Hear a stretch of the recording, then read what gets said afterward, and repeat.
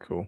Yeah, so what I'll do is I'll just kind of give, because this is the first one we've done of this style. I'll give a little intro to that.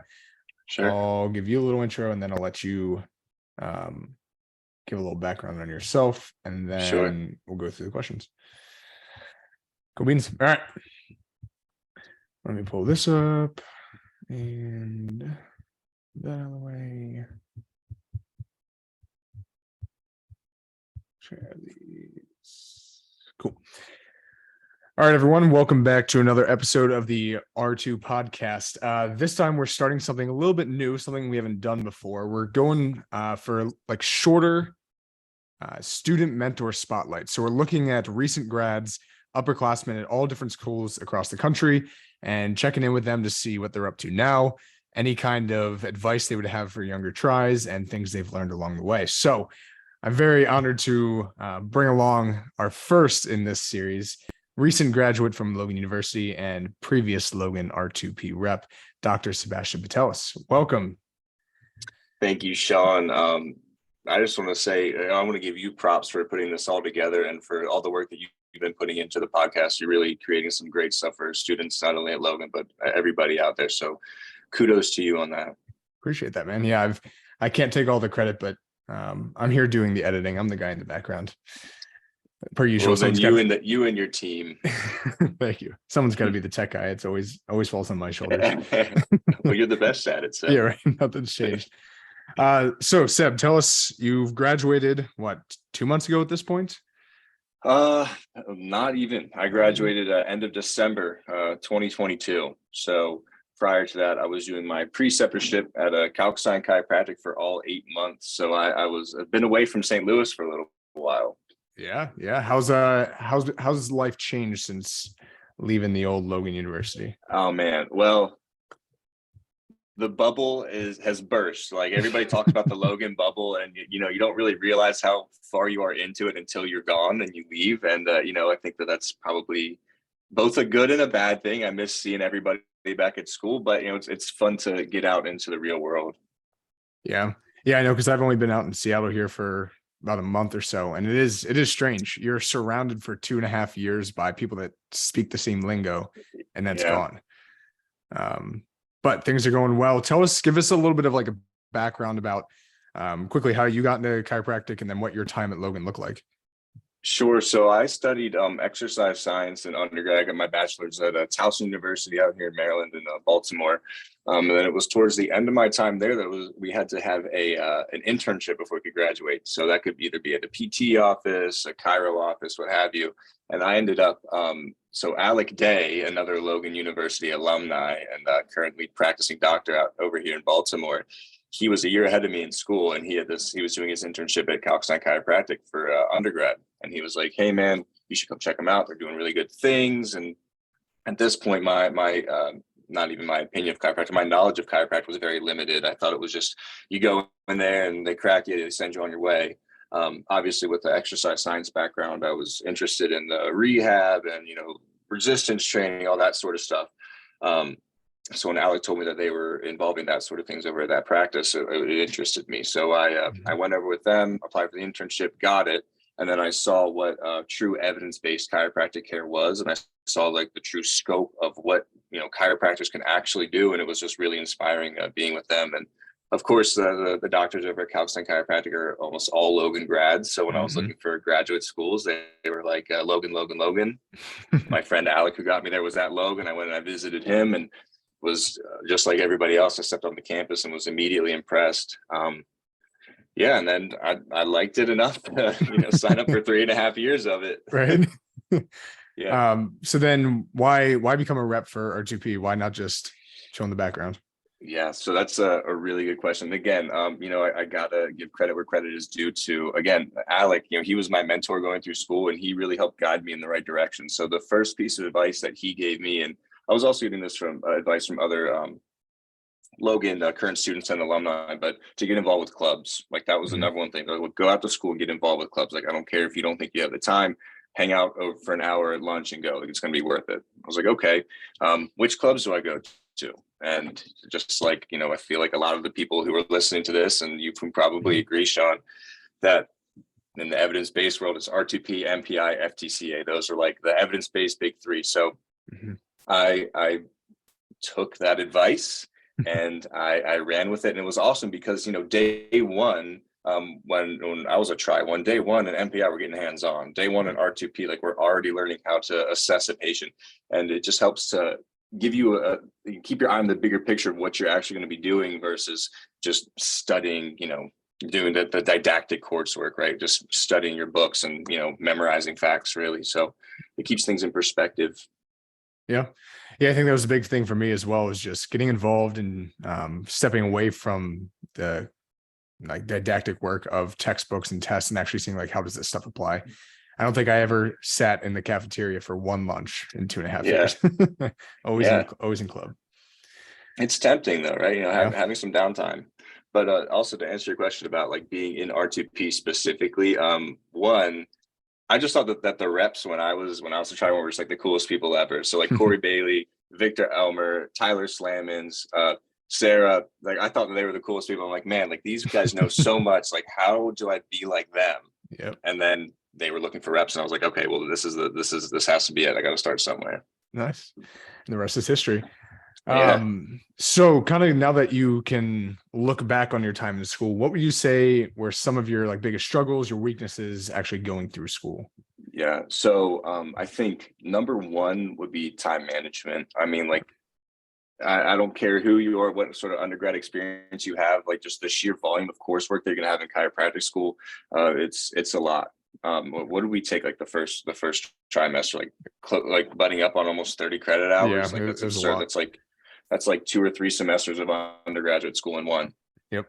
So having good time management skills, and that doesn't mean just like studying your ass off like all day, every day. I actually had a rule for myself every night at 8 p.m. No matter how I felt about the material, I stopped studying. Like after 8, that's my me time. And I think that's really important to prioritize that sort of stuff, because, you can study yourself into oblivion and I end up doing more harm than good. So time management. I think the other thing that I struggle with a lot, and I'm going to tie this back to clubs again, is motivation, because, naturally motivation has ebbs and flows. When you first get into chiropractic school, you're try one, bright-eyed, bushy-tailed, you're like, oh, sweet, look, I'm in the anatomy lab, I'm cutting up cadavers. Like, I'm learning all this high-level stuff. Like, this is so cool. I'm fine. Like, I'm about to be a doctor. And that's really good. Like, you totally should be excited for that sort of stuff, right? Because it is exciting.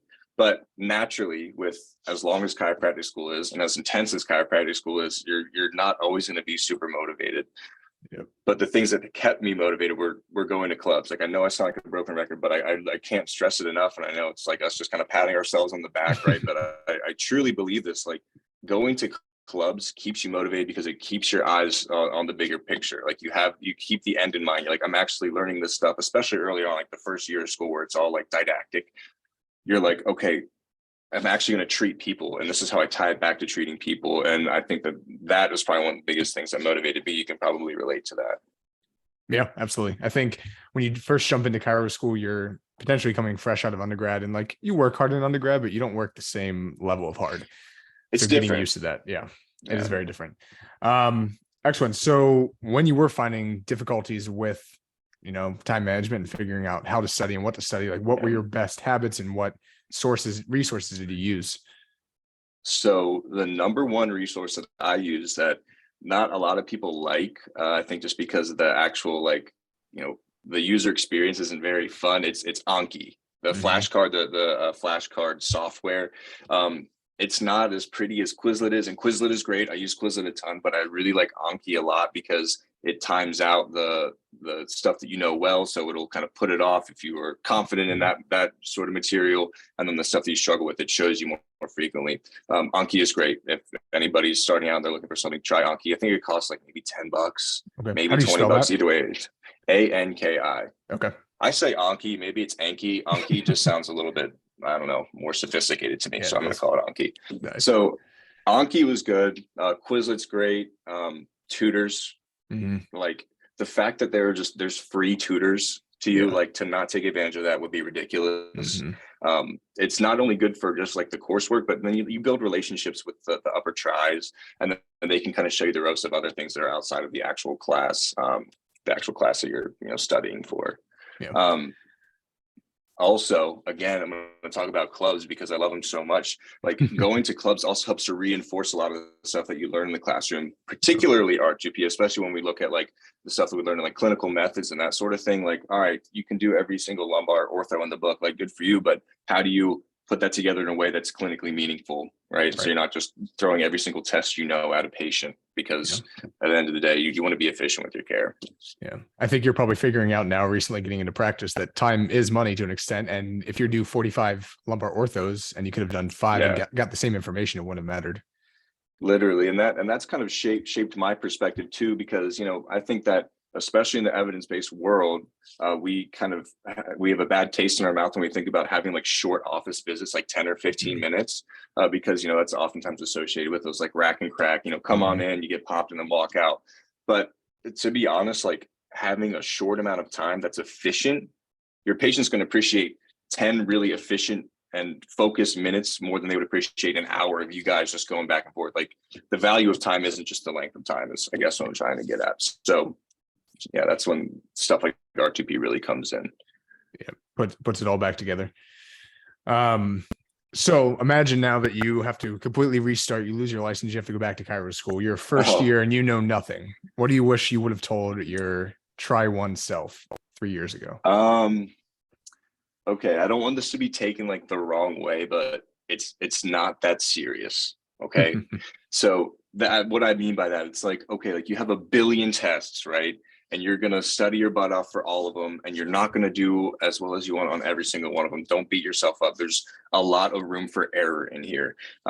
People use the analogy. It's like learning at chiropractic school is like trying to drink out of a fire hose. Like there's just so much information being blasted at you at once. And you got to be easy on yourself and be realistic.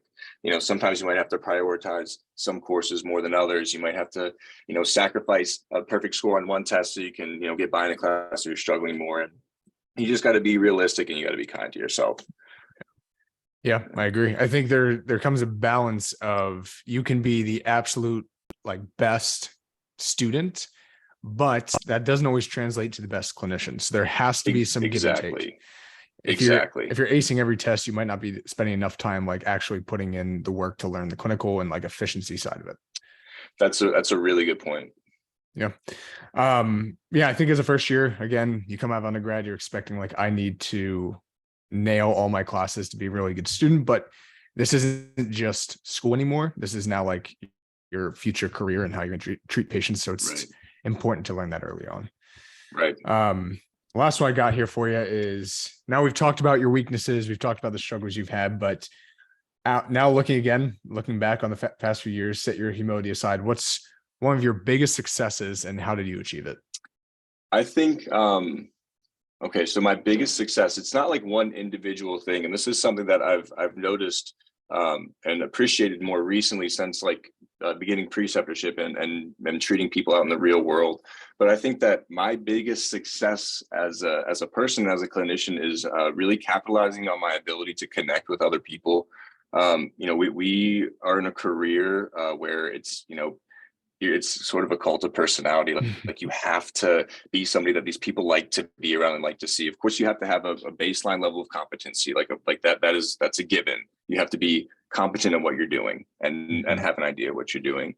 But on top of that, you have to be somebody who, one, this patient can relate to, and we could go down the whole rabbit hole of biopsychosocial and say why that's important, but also it's important for just the patient wanting to come back, because we're not just one and done people. Like we get these people on treatment plans, or see them twice a week for 4 weeks usually, and sometimes longer than that, and they have to be excited to come see you. From a business aspect too, I know that sometimes people have a bad taste in their mouth talking about the business aspect of things, but let's face it, like we have loans to pay off, we have families to feed, and the more people that want to come see you because you provide a good service and because they connect with you, it's just going to amplify your success that much more. So appreciating that, finding just different ways to relate to all sorts of people, it makes the job more fun too. Yeah. Like just frankly, like you get excited to see your patients because they're not just like your patients. It's more of like person to person, right? Like you're connecting with an individual. It's not like I'm your doctor, you're my patient. You sit over there, do your thing, I'll do my thing. It's like, no, we're a team, and you build a lot of friendships out of it. Like it's in my opinion, it's the coolest thing about our profession. But maybe I'm getting too sappy. No, I love that. I think I forget who said it, but someone said like, if you are the best clinician, but you have no personality, you'll be the best clinician in an empty office. You Yeah. could be like you and I were talking about the other day, like we love like the sexiness of the biomechanics and like the nitty gritty of it, but they don't care, right? It's more of a game for your head, but also like building your own clinical savantship, like learning how to better diagnose and better treat. Like that's fun for us, and you have to keep it interesting for yourself. Mhm. But at the end of the day, the patient doesn't really know what you're doing, so it's very important for them that they connect on a personal level instead of like a biomechanical level that they don't understand or care about. Yeah, 100%. Because like we were saying the other day, like it's super fun to nerd out over the biomechanics of the internal rotation of the ilium against the sand. Like, okay, 9 out of 10 patients aren't going to give a shit about that. And honestly, not only they're not going to care, but they're going to be turned off by it. They're going to put up the blinders, and they're going to check out, and their threat is going to rise because you're talking about stuff that they don't understand. And again, like from a personal level, it's worse. From a treatment level, it's worse. You're gonna have worse outcomes because they feel threatened coming in, and because they don't understand what the hell you're talking about. Yeah. And also too, like I feel like it's important to say, like, that isn't, I don't mean to just throw all that shit out the window, because like you were saying, it's important to know for our competency, interprofessional communication, right? Like, I'm not going to explain my patient diagnosis to you the same way that I would explain it to them, right? Because we need to actually be on the same page. But sometimes less is more. Oftentimes less is more. Even as bad as you want to flex those muscles that you've been working on, throughout school, you're learning every single thing, and you love that, you tried so hard. Like, keep that to yourself, okay? Like tell the patient, be accurate, be evidence-based. Don't bullshit them. But less is more. Less is more. Yeah. Because I think, like you said, you don't want that danger inside me feeling of they feel incompetent or kind of put off by you because you're speaking over their head. Yeah, it's a very real thing. It's just, nobody wants to listen to somebody talk who's just kind of stroking their own ego like that anyway. Because let's face it, like, even if you have the best intentions, it's kind of what it is. Like, you're trying to almost impress this person with your knowledge. And I've been there. Like, I've made the mistake. I'm not acting like I'm like above that. Like, I've done it, and you see the look that goes over the patient's face. Like, you've done it, and then you're like, oh God, okay, let's like take a step back. But, forget everything I just said. It's right. But you're going to experience it, but just keeping that in mind. Cool. Well, it's been awesome, man. Any closing thoughts, anything you'd like to wrap this up with? Oh man. I can't recommend, like, I mean, if you're already listening to this podcast, you're probably already doing this, but like, I can't recommend enough to go to clubs. Like, I know a lot of students who are starting out, try ones or twos. I'm telling them the same thing. Oh, I'm too busy. Like, I want to study for this and that. Like, it is worth its weight in gold of going to these clubs. And if you're already going, like, grab a buddy, bring him in with you. Like, it's honestly your responsibility to the profession to make sure. It's your responsibility to the profession, to these people's future patients, to get them to come in. Like, it's like, I can't stress it enough. I'm not the type of person who likes to, put myself out that way. So it was me kind of getting out of my comfort zone to show up and do that anyway on my own. But I'm glad that I had good influences who kind of forced me in. I'm the clinician I am today because of it. Well said, brother. Couldn't say it better myself. If people want to reach out to you and have more questions, where can they find you? So Dr. Seb got your back on Instagram would be the best place. If you want to access my professional email, drsebastian.morrisoncairo@gmail. But Instagram, that email, however you guys want. Cool. I'm an open book. Awesome. Yeah, Seb was definitely a mentor to me and brought me into the R2P crowd, which absolutely changed my life and opened up so many doors. So can't thank you enough for that opportunity and the many years we have of chatting in the future. Cool, man. No doubt. Appreciate you hopping on. If you guys like this format, let us know. We hope to kind of keep this coming out every other week or 3 weeks or so, just to keep chatting to people that might have some insight and some advice for the newbies starting out. All right. Until next time, we'll see you later. Cool, man. Appreciate you. Sweet, dude. Yeah, no, that was fun, man. I didn't realize it was the first ever, dude. Yeah, man, it was the first ever. That's just let's go. Yeah, dude. That man, whenever. So I know I've been like kind of